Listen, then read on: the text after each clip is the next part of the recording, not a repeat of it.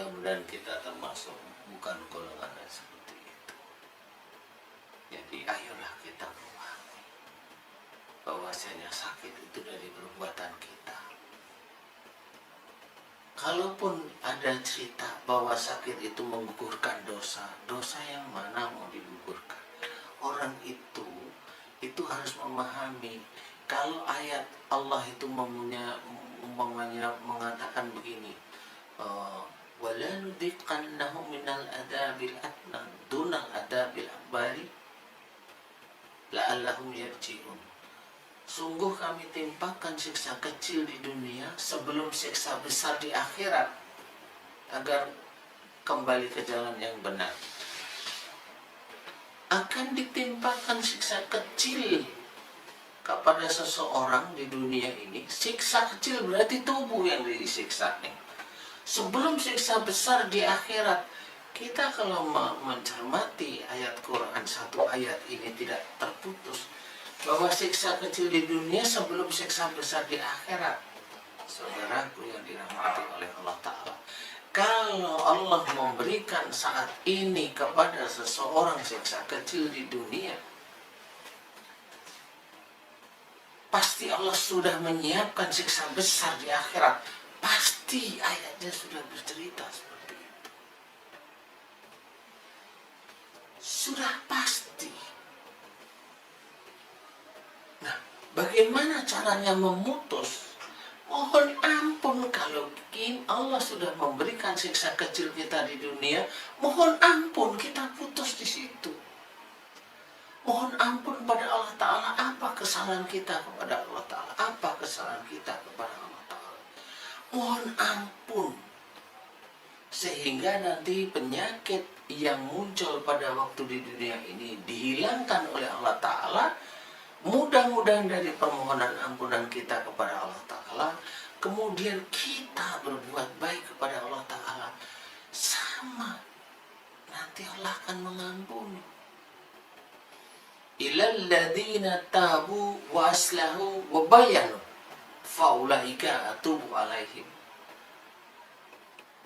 Ilal ladzina tabu, mereka yang telah taubat. Jadi pada waktu seseorang itu diberi siksa kecil oleh Allah Ta'ala, diberi penyakit oleh Allah Ta'ala, masuklah ke ayat tersebut. Ilal ladzina tabu, mereka yang telah taubat, taubatlah kepada Allah Ta'ala.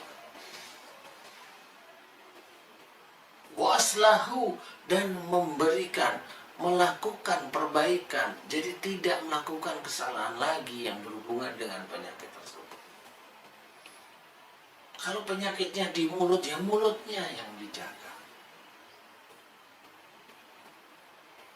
Kalau penyakit hubungannya di otak-otaknya yang dijaga. Nah, disinilah sebenarnya kita harus memahami. Wabayanu, dan memberikan nasihat kebenaran kepada orang lain. Baru Allah menjawab di ayat tersebut, faulaika atubu alaihim, maka tobat mereka yang aku terima. Saudaraku yang dirahmati oleh Allah, berarti seseorang itu kalau mendapatkan suatu musibah atau penyakit khususnya, dia harus taubat. Dia harus melakukan perbaikan. Kalau dia melakukan, dia diberi oleh Allah Ta'ala sakit, kemudian dia sembuh, jangan berbangga bahwa itu sembuh. Itu karena karunia Allah. Walaupun kita tidak minta ampun kepada Allah Ta'ala, tetapi Allah masih memberikan kesembuhan atas penyakit kita. Begitu sayangnya Allah kepada kita. Tapi kita sebagai hamba Allah begitu tidak tahu hati kepada Allah. Masih berbangga. Saya kemarin sakit kanker. Saya dioperasi. Walaupun ini masih menyisakan alhamdulillah sembuh. Alhamdulillahnya. Tapi dia mau berbangga sebenarnya. Naudzubillah.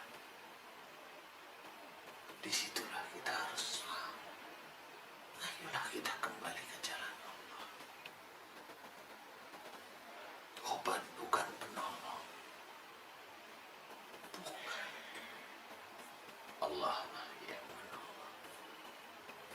kita milik Allah.